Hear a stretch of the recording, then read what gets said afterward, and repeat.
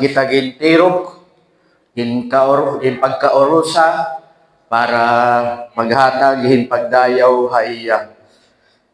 Nagtitika iya ka nga nitin saving faith, ato nga kanta nga Lord I offer my life, nagiging meaningful. Nagkakada na yan halarong nga karayag signon hay mo hunahuna or emosyon. So yan na brothers and sisters, magkaada kita in series or theme for this 2026, to be mature in Christ. Ayan, check ko lang.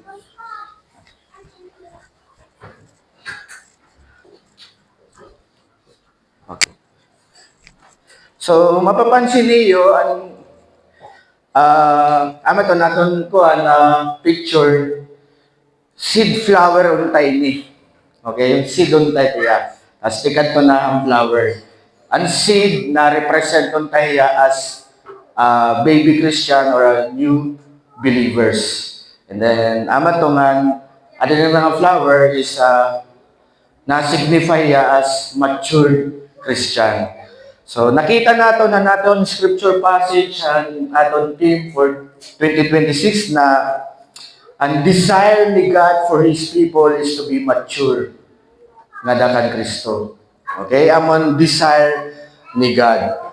And then, last week, na-discuss natin, brothers and sisters, na ang aton ultimate authority or our authority for faith is the Bible. So, kapilaruan ko lang ang Bible, na 66 books of the Old and New Testament.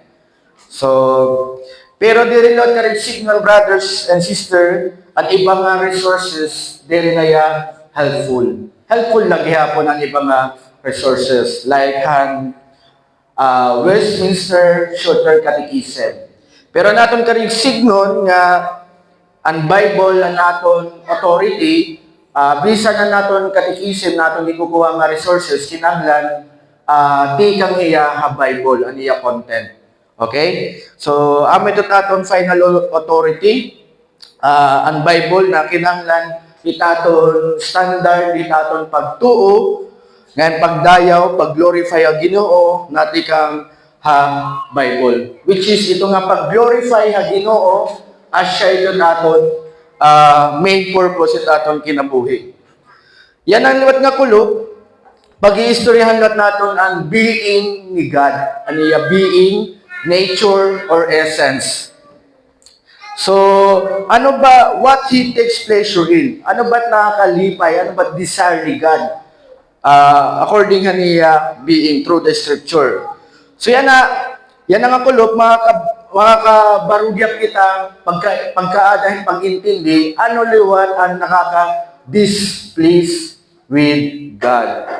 Naiko ano? Dako, okay. Dako yan duro. So yan para mabaruan nato kung ano ang nakaka-displease kan God, makakalikay kitahan niya wrath. Kay kung hain na displease si God, aada dida na display itiya wrath or condemnation. Ito nga kabutangan nga displease siya. Okay? So like gyapon ang yakanhan Israelites sa Numbers chapter 14 verse 8, if the Lord delights in us, He will bring us into this land and give it to us, a land that flows with milk and honey. So, kung hain man ang delight ni God, or nakakahatag kalipay haiya, aada dida ang blessing. Okay? Kung hain man na delight ni God. Pero kung hain lo tiya na displease, aada dida tiya wrath or condemnation, judgment. So yan ang kulop, brothers and sisters, truhan natin scripture passage yan na mababaroan natin yan ng kulop ang kamaturan regarding the delight of God. So naton title is the delight of God. Okay? So naton scripture passage yan ng kulop, pwede kita Jeremiah chapter 9 verses 23 to 24. So amin taton pinaka first nga Old Testament scripture passage. Okay? Ginaagat kon ka daw sa na magkatok daw to honor the word of God. Pamation naton ngan basahon naton ang word of God yan ang akolop, Jeremiah chapter 9 verses 23 to 24. Sige, basahon ta verse 23. Thus says the Lord, let not the wise boast in his wisdom. Let not the mighty man boast in his might. Let the man boast in his riches. But let him who boasts, boast in this, that he understood that I am the Lord who practices steadfast love, justice, and righteousness in the earth. For in these things I delight, declares the Lord. Man shall not live by bread alone, but by every word that comes from the mouth of God. Let us pray.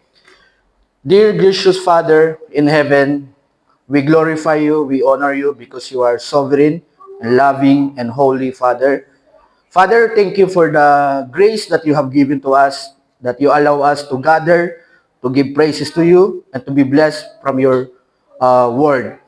We humbly requesting to you, Father, that let the Holy Spirit give us enlightenment and understanding. Yan ang akolopan ni Maminsay. And we also ask for forgiveness of sin because every day we fall to sin. Pasaylo kami, Father.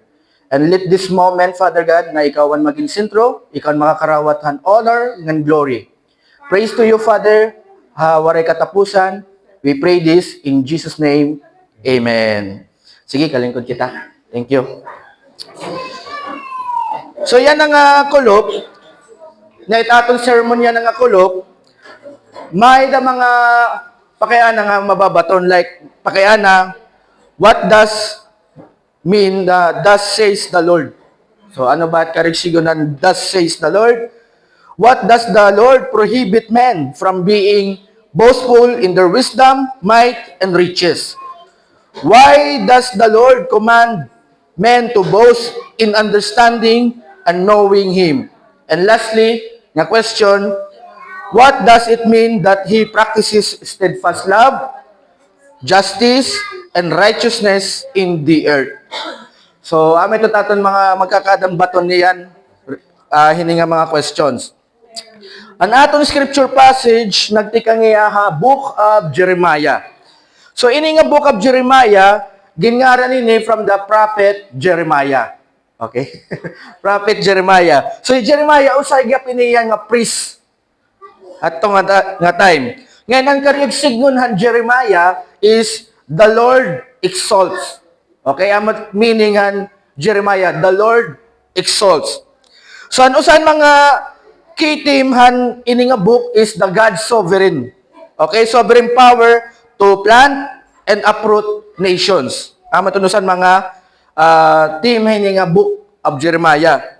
Nga ni Jeremiah, usain niyan mga nagprophecy na the Babylonian exile. So, nakadiha Judah, propesyahan mga people of Judah na diri nga ni kamo magrepent, the judgment of God will come.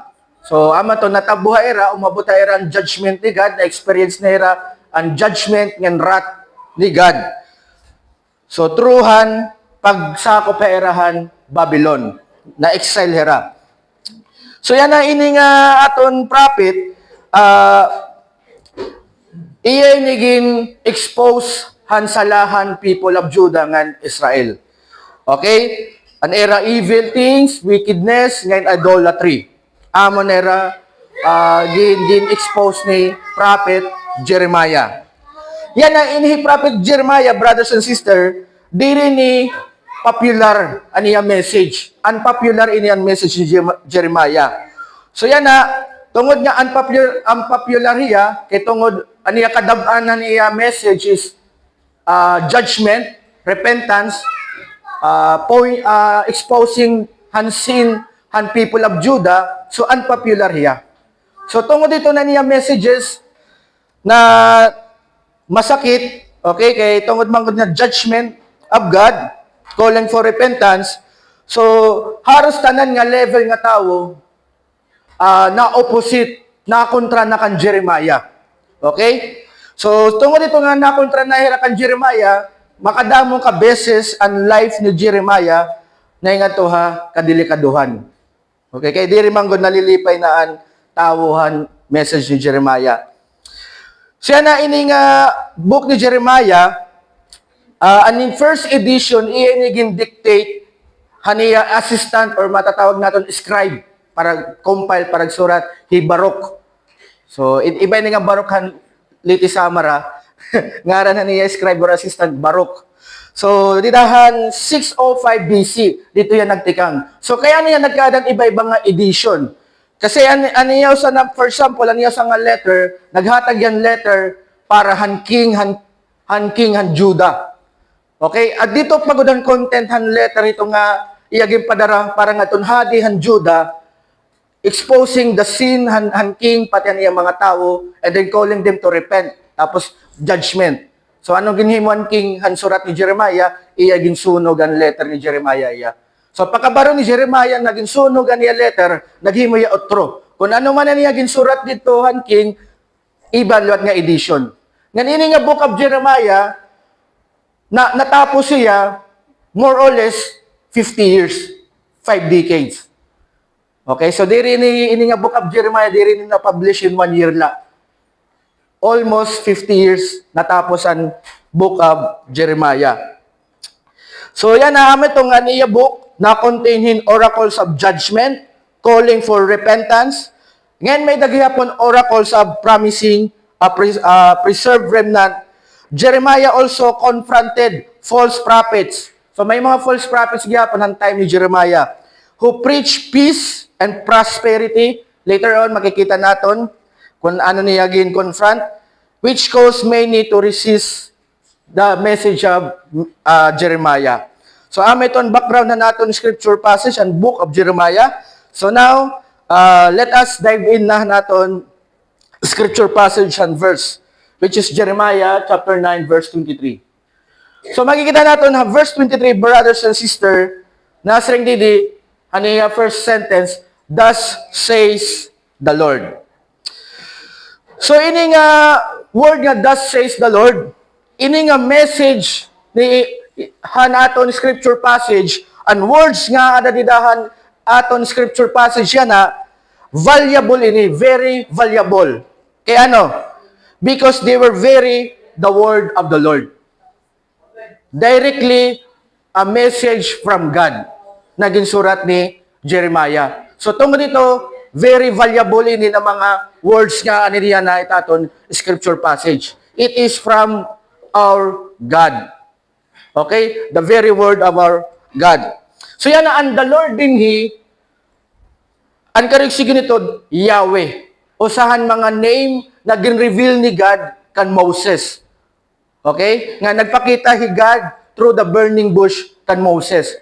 Yahweh. So, amin yan, ang message ni God, hiningaton scripture passage. Direct message. So, kinahanglan nato niya, pamatiyon good. Kay di rile ni tikang kan Jeremiah.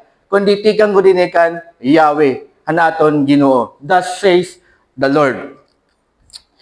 Yan na, ini nga message na tikang yan na kan God, ginyak na ni God ang tao, ang mga Judah, the people of Judah, not to do 3 things. May datulong nga butang dirigin papahimo ni God haya tao, the people of Judah. Ano tiyang nga 3 things? Makikita natin, may the word nga, let not, let not, let not. Tulong nga word nga, words nga, let not. Okay? Usa inihan command ni God para han people of Judah. Usa ini nga command. So ini nga 3 things nga pinagbabawal haera ni God. God told them not to boast in their own wisdom, strength, or wealth. Kay tungod amin ni ang mga reason nga nahingad tirahan judgment. Amin ni ang reason why dirihira namati han tawag haerang Ginoo nga magrepent. Amin yan mga reason kaya nahira na naka-experience ang exile to Babylon. Okay? Tungod din na mga tulong nga butang. Yan ini nga 3 things amin ni an gina-after han tawo. the wisdom, the strength, and riches. So the Lord commanded the people of Judah not to boast about their possessions. Naposes ka man in wisdom, naposes ka man yan in strength, naposes ka man yan in riches, nasiringan naton Ginoo, do not boastful ito nga mga things. Unworthy nga boast, brothers and sisters, halal in Hebrew. So, pwede ka po niya gamiton praise and glory. So, amin diri papa-glorify ni God. Animo kalugaringon wisdom, ayo paghatigin praises ay mo kalugaringon strength, or hainimo riches. Aman niya sugo ha, people of Judah. The people of Judah boasted in their own wisdom by rejecting the word of God. So, amin ito no sa nga reason nga they are being boastful hanera wisdom because they reject the word of God. Sering ni Jeremiah chapter 8 verse 9, okay? The wise men shall be put to shame, they shall be dismayed and taken. Behold, they have rejected the word of the Lord. So what wisdom is in them? So amin ito nira pamaagi na they are boasting in their own wisdom through rejecting the word of God. Sad thing, di ba? So tungod nga era ginre-reject and the word of God and then boasting in their own wisdom, ang result ito, they will be put to shame, they will be dismayed and taken. So, trusting, boasting, glorifying in our own wisdom, brothers and sisters, resulta la ito, shame, dismay, okay? Or bad consequence. Trusting in our own wisdom. Like ang people of Judah. So, puro para sa gihapon ng false prophets ang time ni Jeremiah. They are trusting in their own wisdom, not from God's word. They proclaim a false peace, thinking it was useful. That's why they proclaiming false peace, prosperity, future, kanira hunaw na amin yan useful. Eragin reject an kan Jeremiah message na which is from God, from Yahweh. So, nasan diyan mga false prophet han time ni Jeremiah chapter 8 verse 11 to 12. They have healed the wound of my people lightly, saying, peace, peace, when there is no peace. So, amo gyapon na nera problema, brothers and sisters. May adahira mga false prophets through preaching prosperity and peace. Which is yan na nga panahon, damo gyap yan na exist nga prosperity preacher. They are not pointing out sin and repentance. Okay? So it's talking lang, content na message, the center na message is makaderahin, makahatagiran good emotions and feelings anera audience. They are not anera center dire at to please God, but to please men, like ini na mga false prophets. And then next verse, usa na mga wisdom hay ni na mga tao ang Judah. Ayan.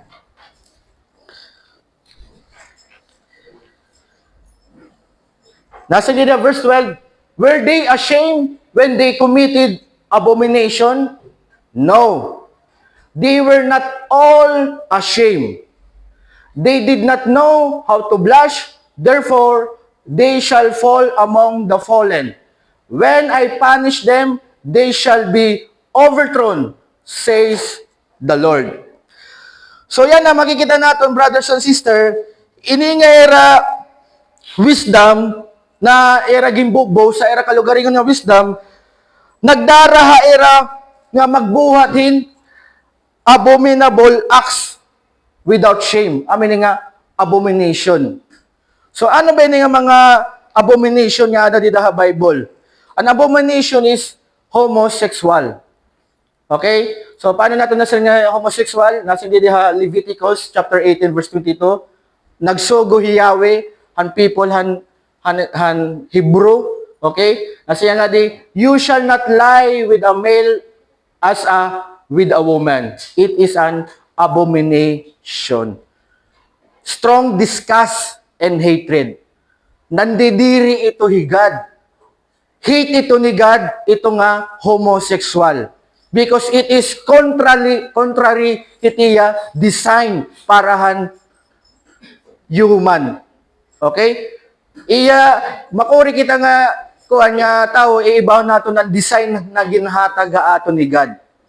Ngayon, kung iibahan nato ng design nato na hatag ato ni God, nasa rin nga niya word, it is an abomination. Strong disgust and hatred. So amin yung mga ginbubos nga wisdom han people han Judah. Imagine matitira wisdom, thinking they are wise but they are fools. Nasa rin nga Apostle Paul book of Romans. So the people of Judah also trusted their own strength by making political alliances like with Egypt. So ini na mga tawuhan Judah, usa nga reason kaya no diri nila gina-accept han message ni Jeremiah. Number one, they boasting hanera wisdom. Wara ito diri to. Di ba? Ikaduwa, they are boasting on their own strength ang mga political alliance. Diri ito matabo ito ng mga conqueror. Wara ito matabukuha na aton kay maupit aton mga kuha na naton alliance han ibang kingdom and nations. Wara ito makuha na aton, protektado gud kita. So, ito una-una nera, true nera kalugaring nga wisdom, strength and riches, diri matutuman ang judgment ni God haera. Okay? Diri matutuman. So, nga inigiyap na people of Judah, how they boast on their own riches. Nasa rin didi Jeremiah chapter 48, verse 7, amin yung pamagi, na nagboast sila niya own riches, nasa nga naton Ginoo. For because you trusted in your works and your treasures, you shall also be taken. And Chemosh shall go into exile with his priests and his officials.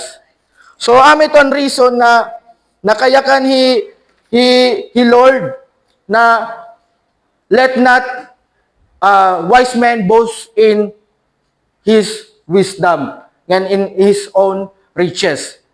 So amin yan kuhan, brothers and sisters, nga makikita natin, amin yan reason kaya ano nag-prohibit hi God hini ng mga three things kay amin yung natabuhan people of Judah. They trust, they glorify, they boast in their own wisdom, strength, and riches.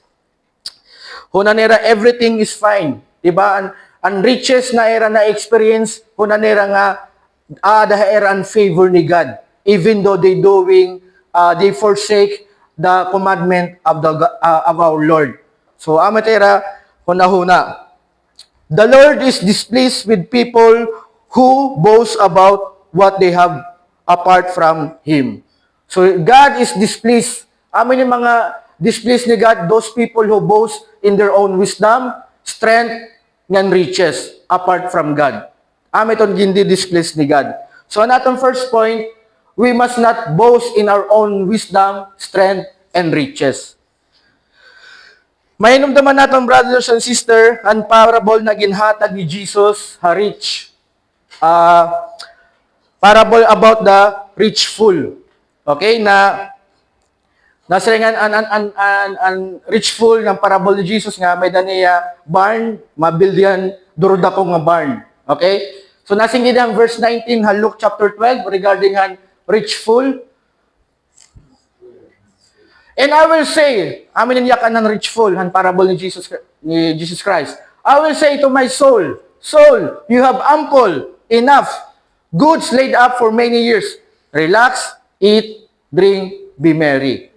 And then nasa ni God, but God said to him, fool, this night, rich fool, this night your soul is required of you, and the things you have prepared, whose will they be? Trusting, boasting in our own riches, nakahindrance ito to prepare for our eternity. Too much nga magtatrust kat imo kalugaringon wealth, riches, hindrance nga pito ya para hanimo, preparation na nimo eternity. Okay? Amo gyapon na natabuhan, the rich young ruler, he trusted in his own wealth. Mark chapter 10, verses 21 to 22, verse 21. And Jesus, looking at him, the rich young ruler, loved him and said to him, imagine na, ang ginyakan ni Jesus Christ para hinin nga young ruler is out of love. Out of love. Nasa Jesus Christ, you lack one nothing. Go, sell all that you have, and give to the poor, and you will have treasure in heaven, and come, follow me. So, ginpapa-follow na ang rich young ruler. Yayakan ni Jesus Christ. Pero anong response ang rich young ruler? Verse 22, disheartened by the saying, he went away sorrowful, for he had great possessions. Boasting in our own wealth can cause us not to prepare for eternity and creates an obstacle to following Jesus. However, this does not mean that being rich is bad. The Bible teaches us how to use the wealth that the Lord has given us. Okay? So, it's not only ini nga para lang mga rich, para ini nga pinihaton nga tanan. How we will gonna use ang wealth na ginhataga aton hanaton Dios. Kasi nga diha Proverbs chapter 3 verse 9, honor the Lord with your wealth. Amo ito an proper nga paggamit itaton mayada kita yan nga butang nga ginhataga aton ni Lord. Is use them for his own for God's glory and honor na mayada kita. Ayaw naton tugutan na amay ni maging reason na makakos at aton eternity and makakos and following on Jesus. Ini na mga ginhataga aton ni God. Boasting about our own wisdom, strength, or riches shows we have no real relationship with God. Okay? It also shows we do not know what God sees to us. The Bible teaches us that every human is completely broken by sin. Bisin aton own wisdom is tainted by sin. Aton strength is tainted by sin. That's why aton reason na kinahanglan diri naton maging boastful aton own wisdom and own strength because it is tainted or affected by sin.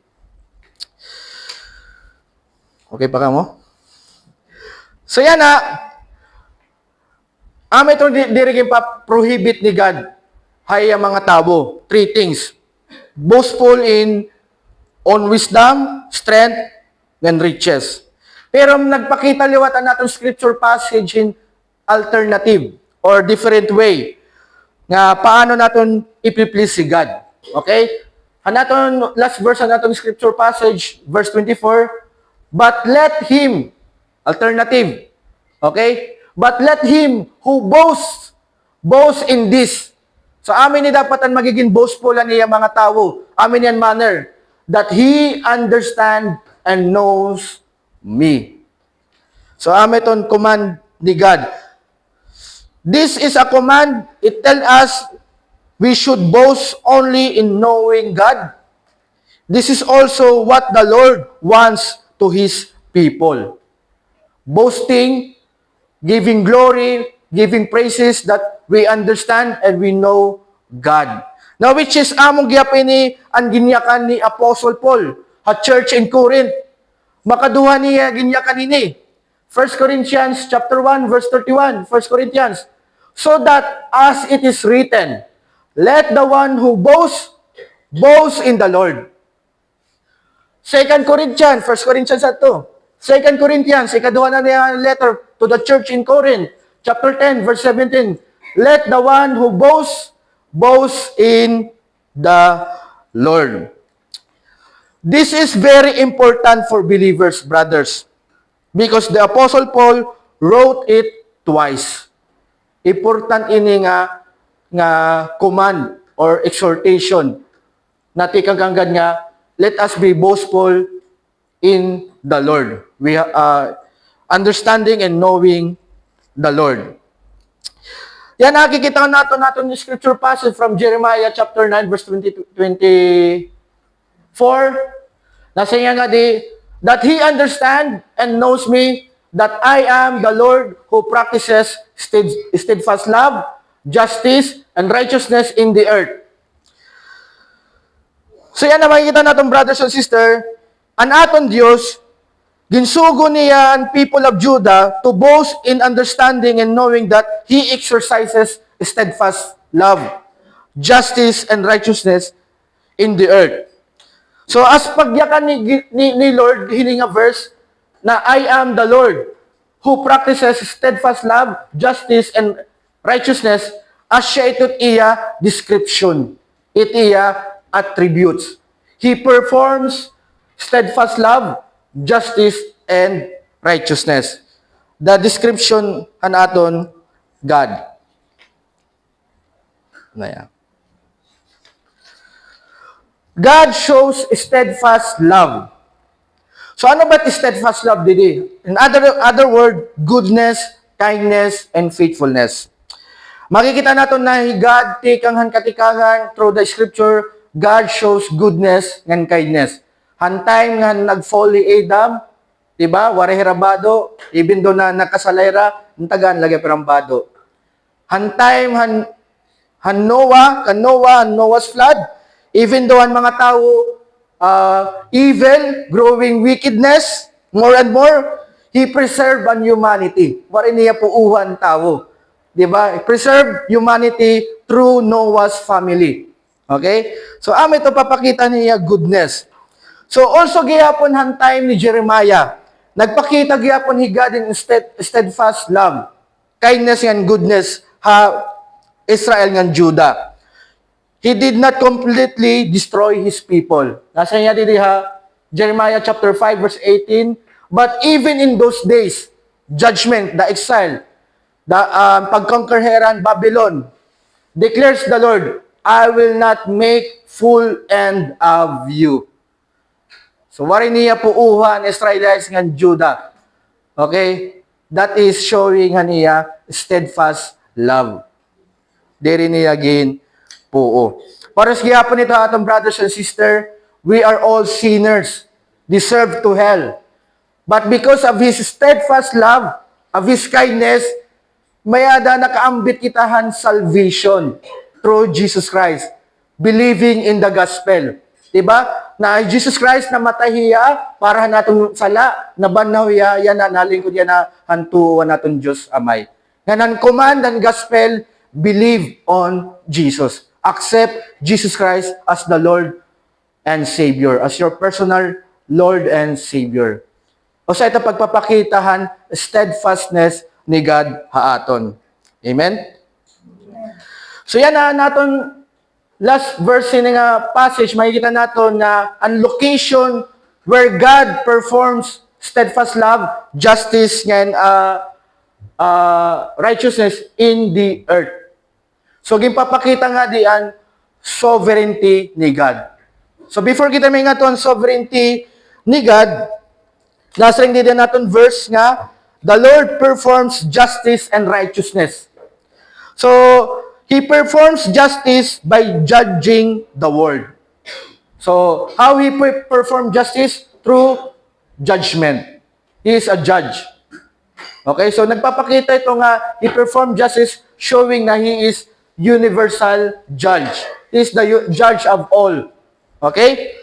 Perform righteousness by making things right. Kung may daw sa nga tao naghihinimon sala, di rin na-repent, iyagin ko condemn. Ginpapanish. Okay? Gintatagan lot niyahin reward ang mga tao nga obedience sa niya command. So, ini ginpapakita niyan sovereignty, God's sovereignty. He governs and sustains all creation. He directs everything. Ito karagsigon ng sovereignty ni God. He directs everything. But He is not the author of sin. He allows sin only according to His purpose. Why may na exist ang sin? Iya to ginalaw. According to His own purpose. In the book of Jeremiah, God showed His sovereignty by using Babylonians. Ito nga time han king han Babylon, ang time ni Jeremiah nga gisakop herahan Babylon, ang king ito hindi dahi Nebuchadnezzar. Okay? He used Babylonian as his instrument to judge the people of Judah. Kaya naman good nga people of Judah, they don't repent. They don't listen. Han calling ni God haera through Jeremiah. They take knowing God, calling and warning ni God haera common or lightly. Wala nira seryoso ha. So ama to, nag-express si God in judgment through gingamit niya, ginhimong nga instrumentan Babylonian, ginconquer herahan Babylonian. Amo niya yakan na Jeremiah chapter 25 verse 8. Okay? Jeremiah 25 verse 8. Mababasa natin, therefore, thus says the Lord of hosts, the very word of God. Amin niya ni God. Because you have not obeyed my words. Diba? Waray good mamati ni mga tao han Judah time ni Jeremiah. Anong consequence? Behold, I will send for all the tribes of the north, Israel, declares the Lord, and for Nebuchadnezzar, the king of Babylon, my servant. Nagpapakita nga, ginagamit niya Nebuchadnezzar as instrument. As a instrument of judgment. I will bring them against this land, Judah, and its inhabitants, and against all these surrounding nations, because they did not obey the command of the Lord. Amin ito natabo. I will devote them to destruction, and make them a horror, a hissing, and an everlasting desolation or ruin. Diba? Yan ang mga currently gap yan namin itong ada dita Christian community. Diba, nakikita ko pa internet nga, nagpipreach nga niran gospel ito American LGBT. The Lord loves you, Jesus loves you. Dirito ya siya. Kaya kung love ni Lord, kaya naman niya ginkukuri kanira, gin-review kanira, pagiging homosexual. Diba? Ada kaya nat kapungot ang Ginoo, kung yun naman nagpa-practice ng homosexual, you repent. Kaya ada kaya nat wrath of God. Ito truth.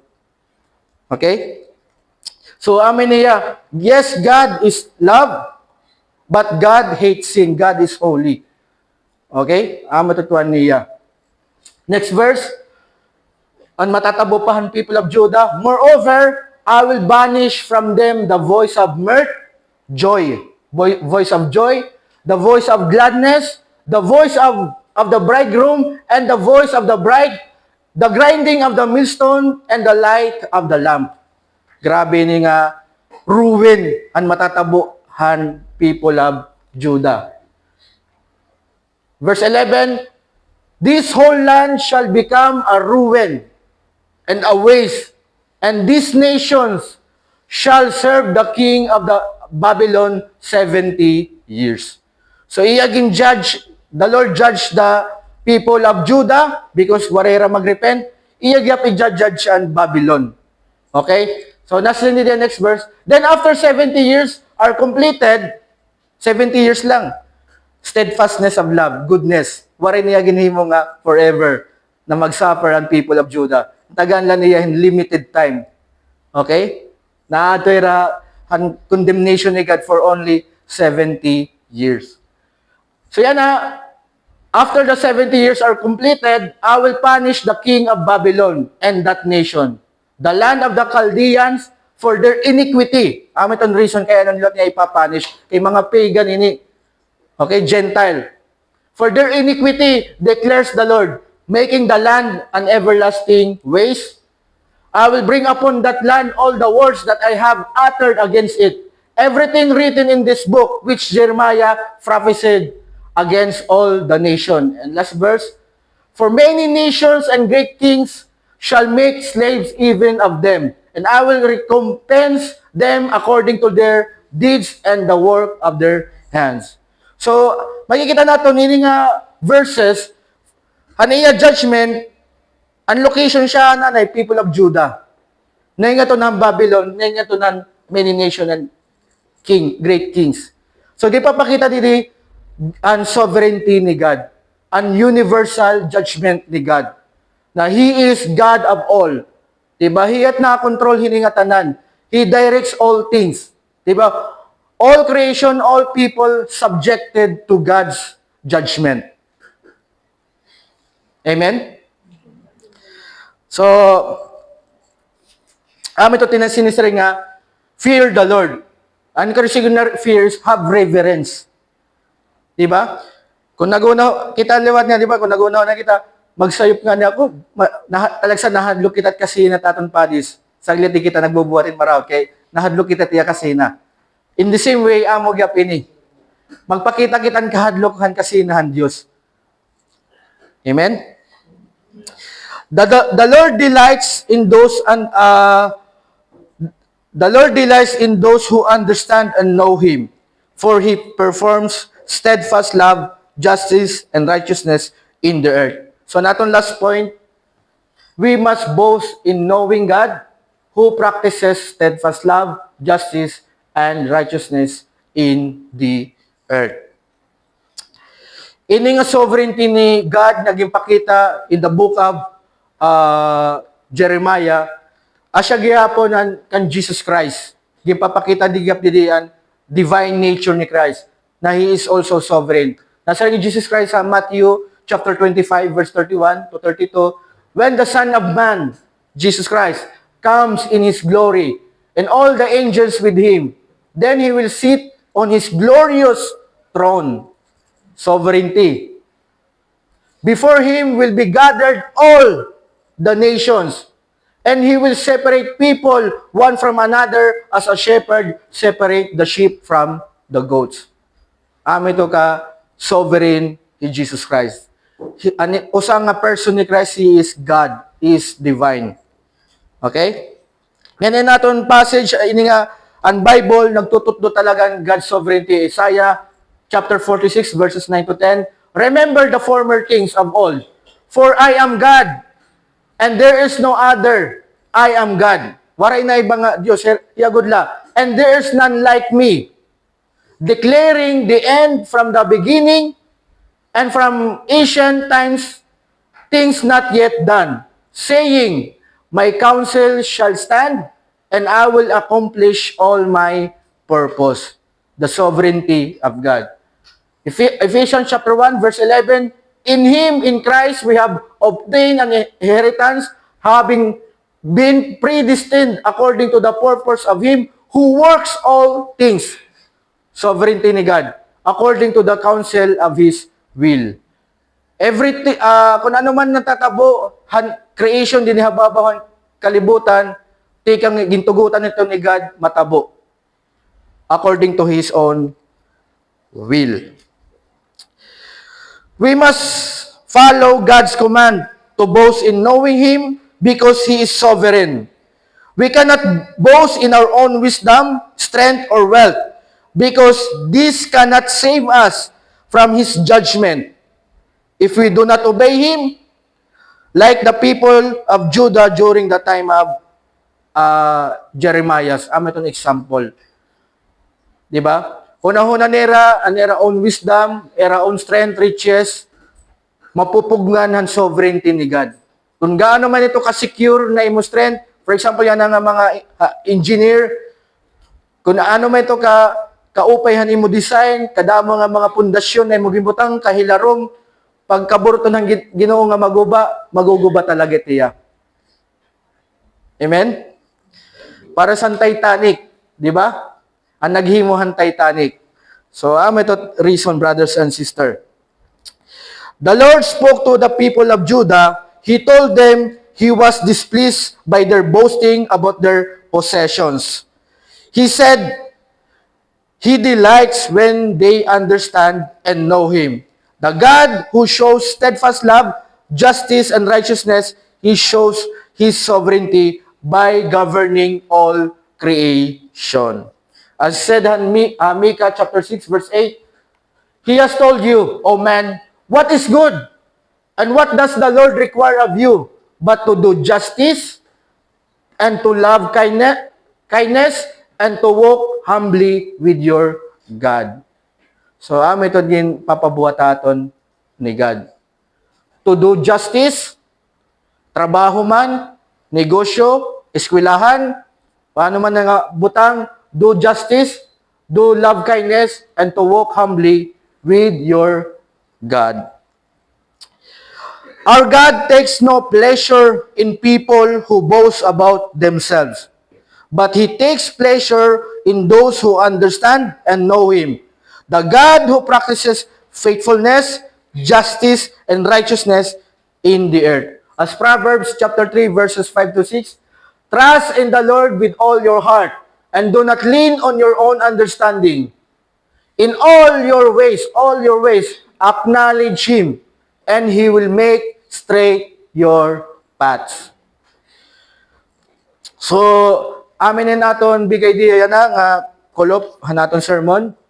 We must accept that God is displeased with those who boast in their own wisdom, strength, and wealth. He delights in those who know Him. Therefore, we must give quality time to read and study the Bible. Let us pray. Dear glorious Father in heaven, thank you for this message. Thank you that you guide us, you give command through your word so that we'll be in your pleasure. Salamat, Father, that you reveal to us kung ano mga butang na nakakalipay mo. Ang nakakalipay mo is knowing you, hindi nga, habang nga di pa kami hababawan tuna. Father, help us to grow in knowledge about you through the scripture. Let the Holy Spirit continue to give us enlightenment and knowledge from your word, from the Bible, and give us passion to study your word, to take serious na makilala ka namon through reading and studying the Bible. And I pray na namon family, namon friends na makilala ka gyap nila, and maintindihan ka nila through scripture. Salamat nga tanan na imo ginbuhat haamon kinabuhi pinagi ka ni Jesus. You are worthy to be praised, Father, because of your faithfulness, goodness, and kindness. We pray this in Jesus' name. Amen. Amen. The delight of God. So, makanta ni kita, kuan? Communion nga yan. Communion nga yan. Okay, no? Brother, kanyari ka ko, no? Communion.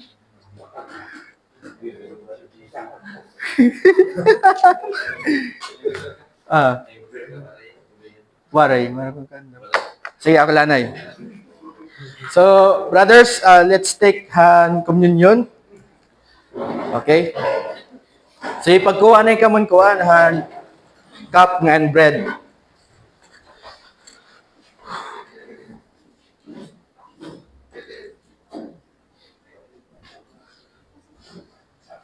Ano yung mama? Mamami?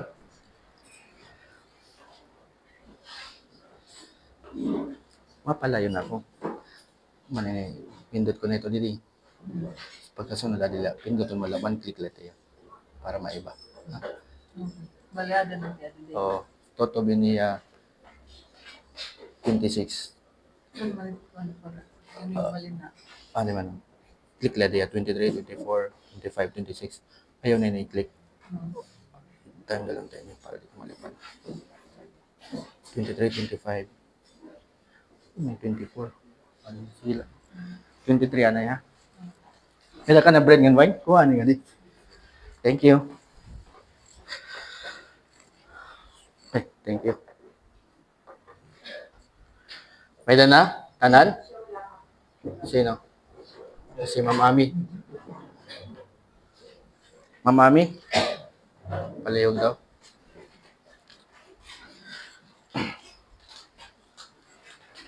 Okay, thank you brothers and sisters. Christ. Yan na, we partake hining communion. Kay tungo din ni sugo ini hanaton Ginoo para haniya mga tao as a remembrance haniya ginhimo. Okay? So yan na, as we partake hining bread and wine, let us be grateful to our Lord Jesus Christ. Having a grateful heart because He died for us. Instead na kita dapat ang ay mamatay kay kita nakasala. And then, He lugod ang namatay nga waray hiya sala. Ito pagpapakita niya steadfast love. Be grateful, give thanks to God through Jesus Christ. So, nasa niya verse 23. Okay. For I received from the Lord what I also delivered to you.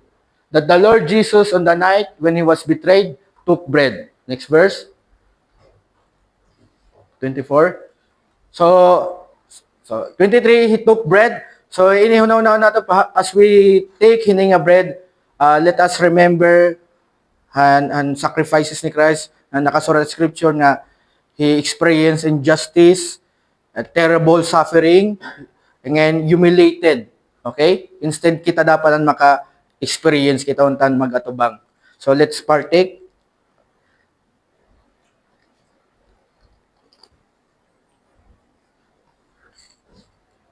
And then, in the same way, also He took the cup after supper, saying, "This cup is the new covenant in my blood. Do this as often as you drink in remembrance." So let's drink the cup.